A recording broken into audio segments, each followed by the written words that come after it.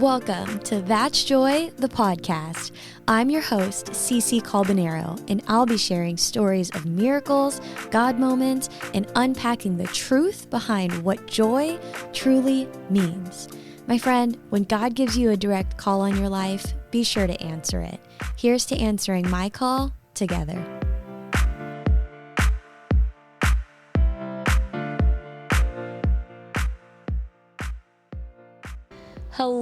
Hello, and welcome back to That's Joy, the podcast. I am your host, Cece, and I am so glad to be here today.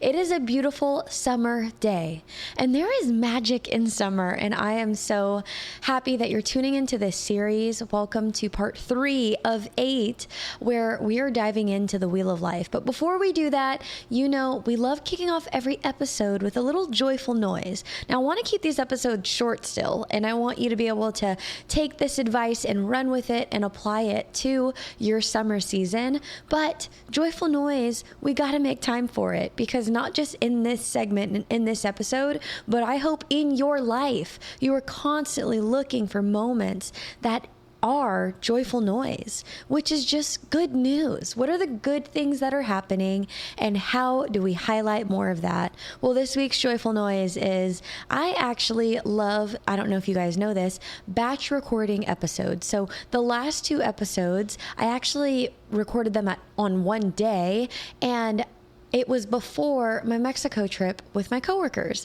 And so today, as I'm recording this, I have now gone through my Mexico trip with my coworkers, and holy moly, can it be today's joyful noise? It was so much fun. And if you don't know, I'm a part of Team Porterfield, which is big news over on Instagram. I shared this on the podcast a couple weeks ago for my loyal listeners. Shout out to y'all. You already knew this, but I recently said yes to a full-time job, but it is a remote team. And so this is the first time for me, and for many who have been there even longer, who have gotten a chance to meet people in real life and not just via Zoom screen. And we were in Tulum, Mexico. Hello, if that's not like the standalone joyful noise.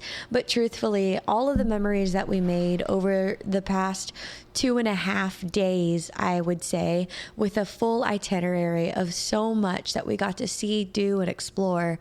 Man, it was just such a joy. I want to say, of the whole trip, one of the standout moments was when me and a group of coworkers went out to snorkel, and oh my goodness, the wonder of just seeing God's beauty underneath the ocean will continue to blow me away for the rest of my life. Like, there are people who actually study this, and they will continue to be blown away for the rest of their lives. But my goodness, this man who didn't speak English, he had a dead fish in his hand, and I jokingly was like, "Is that ceviche?" Anyhow, that's a side note. He quickly nodded no, and he was feeding the other fish with this dead fish.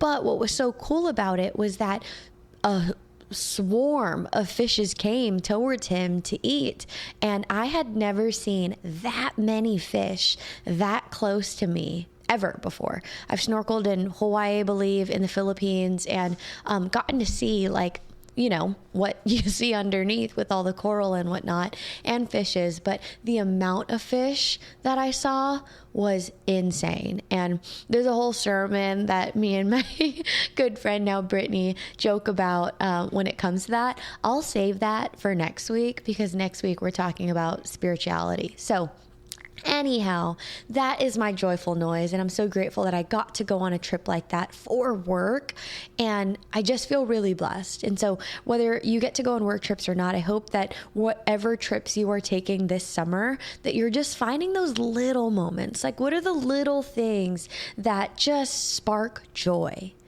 Be sure to write about it. Be sure to pin those moments so that we do not forget.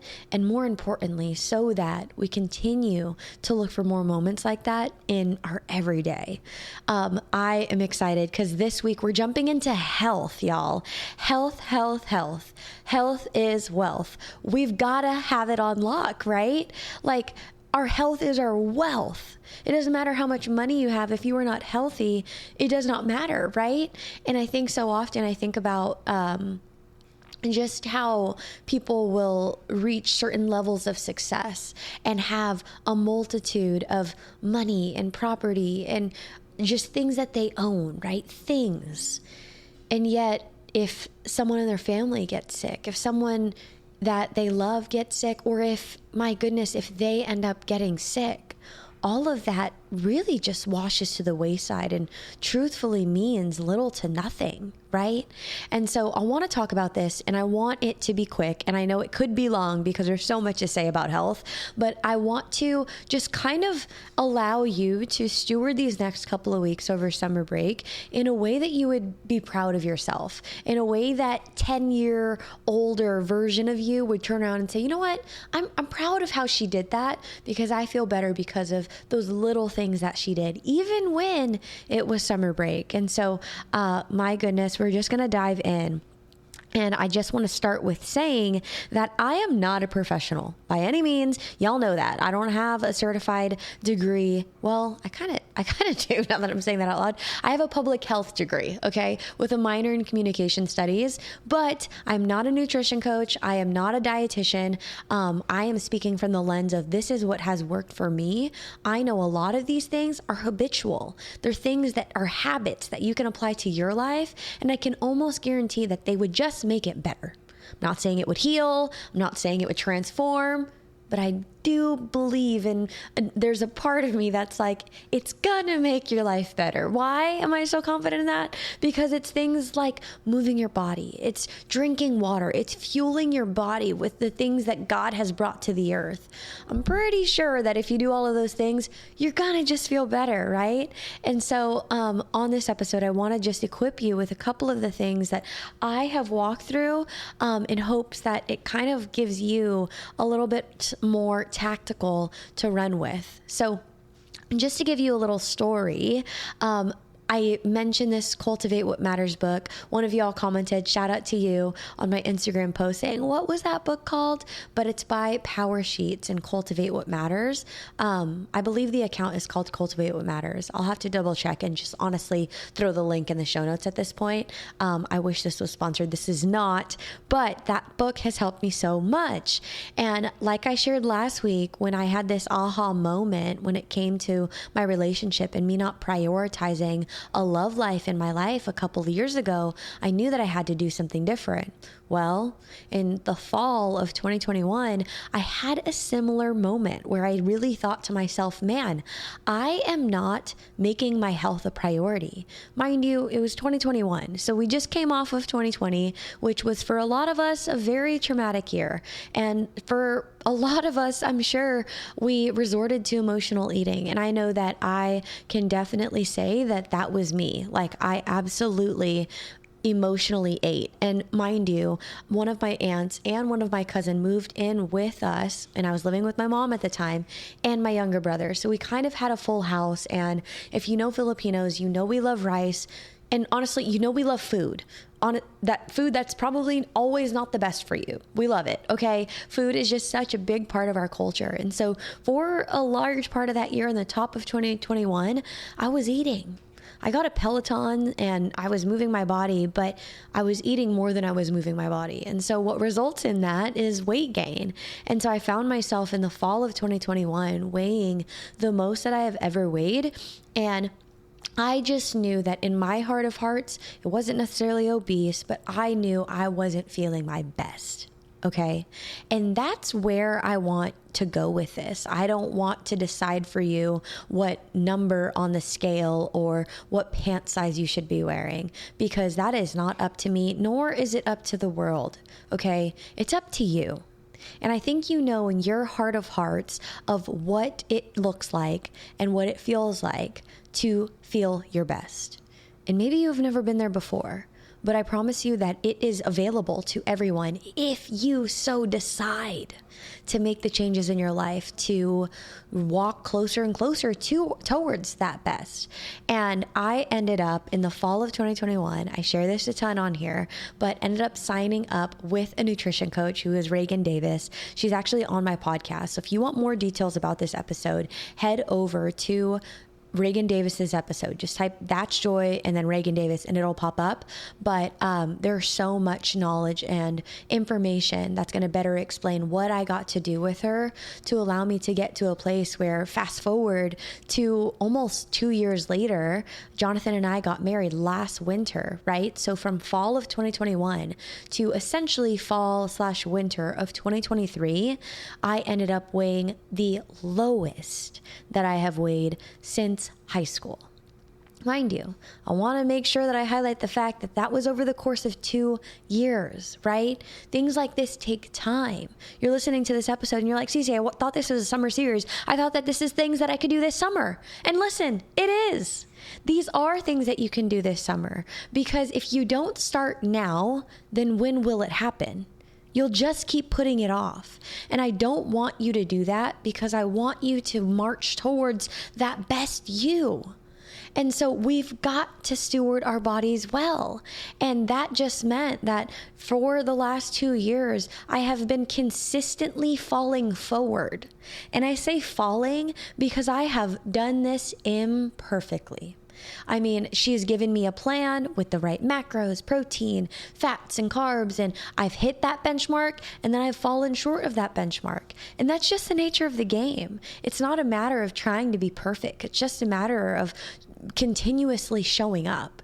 And so over that course of the last 2 years, I lost nearly about, I think, 15 pounds, which is wild because I'm a 5'2" girl, not much in stature, okay? And the fact that that happened, I am, one, very proud of myself, but two, more importantly, grateful for those bricks that I had laid down, because they are still so much of the bricks that I lean on today. And when I say bricks, it's these bricks of habitual foundation pieces that have really truthfully become who I am. Like, I am someone who now wakes up early and does not have the desire to scroll at my bedside every single morning. Do I do that by occasion? By occasion, yes. I don't never do that, but my goodness, I used to wake up doing that nearly every day. And maybe that's you. It's okay, no shame in the game. I've literally done that before, but allow my last couple of years to just be a spark of inspiration that, like, it doesn't have to be that way. Like, you don't have to keep doing these things, right? I used to also scroll before bed, and something that I wanted to work with Reagan on outside of my actual, like, I want to say health, but outside of my diet, I put quotes around that, is my habits. And I didn't want to scroll before bed anymore. And so I bought a Hatch alarm clock. I slept with my phone at my feet, where I had to get up out of bed to get my phone. And I still do that today. Okay, so these are the little things that I think will go a really long way when you choose to lay down that foundation. And so that is just some of the things that I got to do with Reagan. And I'm so grateful that I made that decision, because I knew that it got to a point where I knew what it took to change, but I knew that I needed accountability more than anything. Right? And so I am so grateful that I invested, like monetarily invested in this, because it has quite literally changed the trajectory of my health and how I view health even. Because there were a lot of things that I even had to unlearn. But again, tune into that episode if you want to hear more about it. You might be thinking, okay, where are we at today, Cece?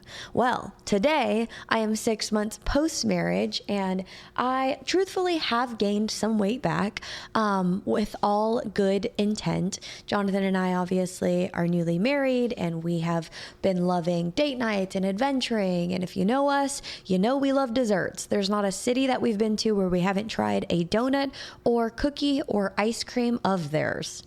And that's just the truth. We love our sweets around here.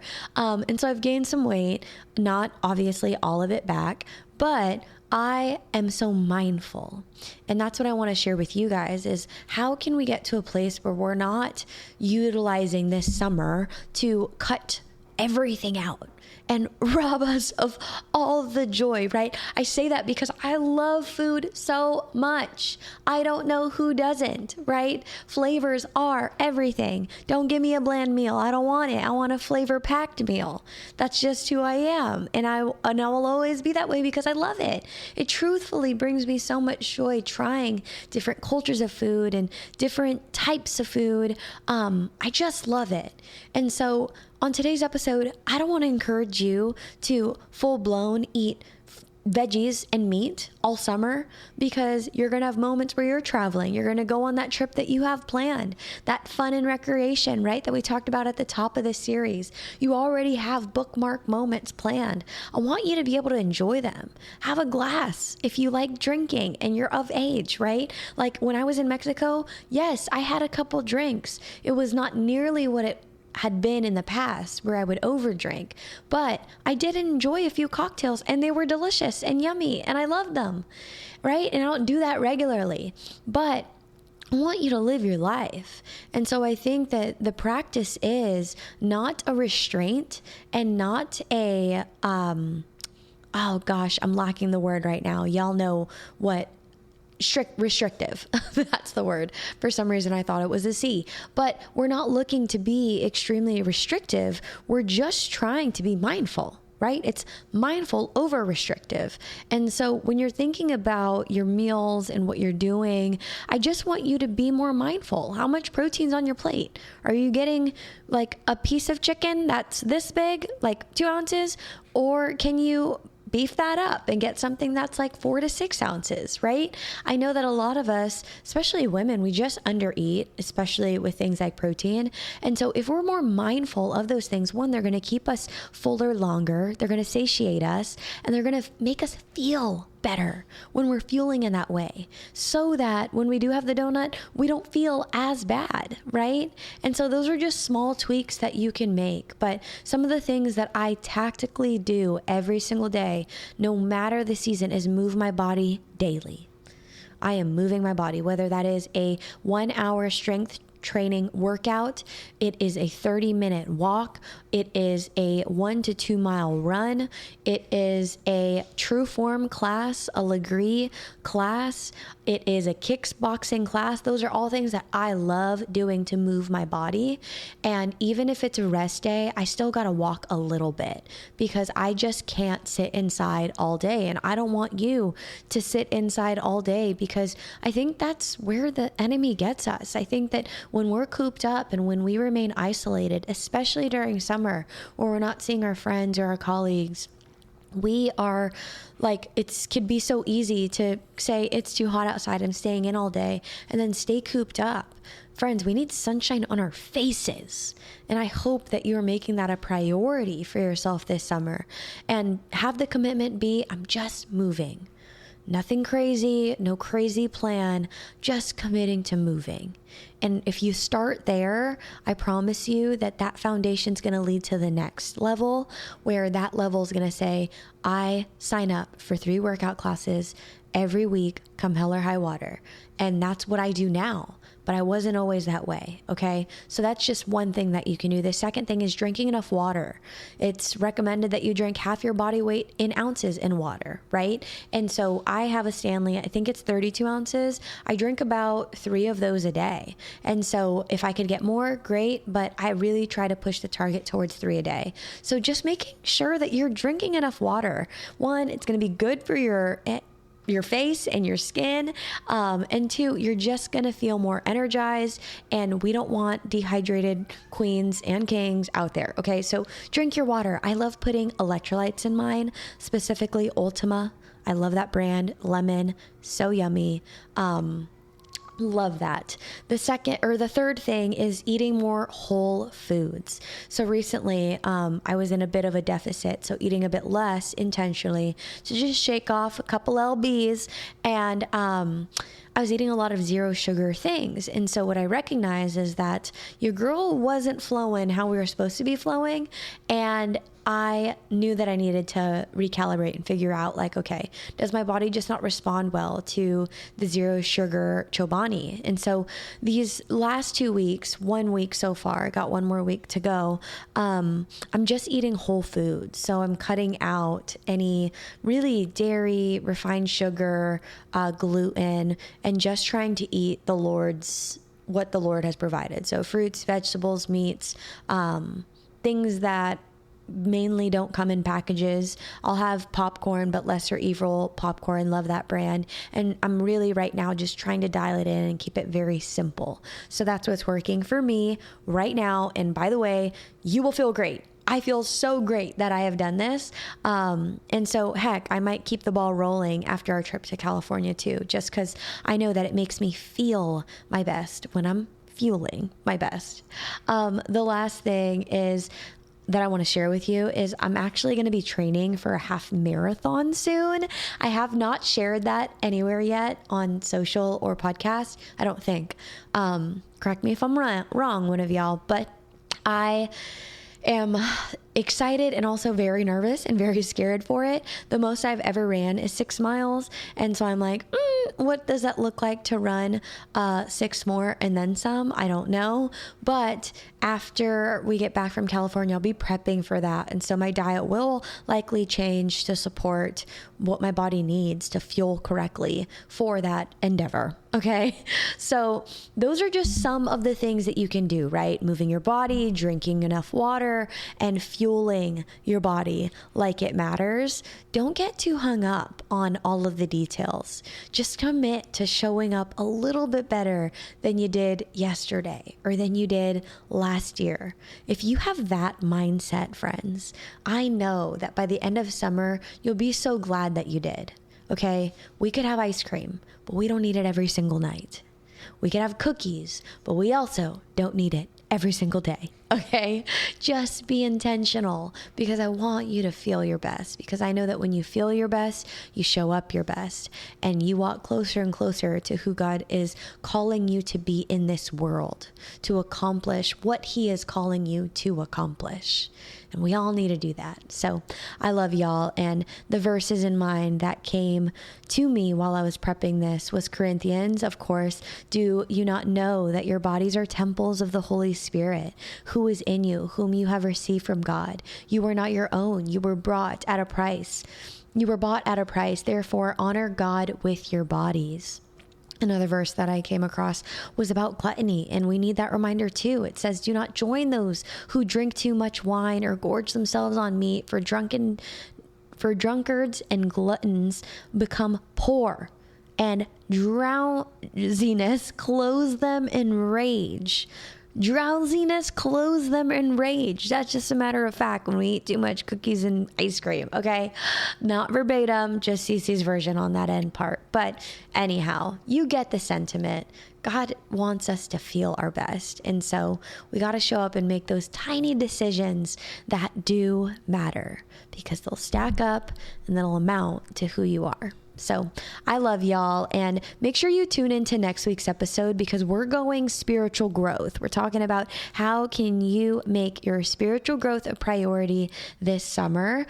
And if you're not following me yet, follow me at CCALBONERO on Instagram and on TikTok. And you can follow That Show the podcast on both of those as well. If you are not yet subscribed to That Show, please head over to Apple and then Spotify. Hit that subscribe button.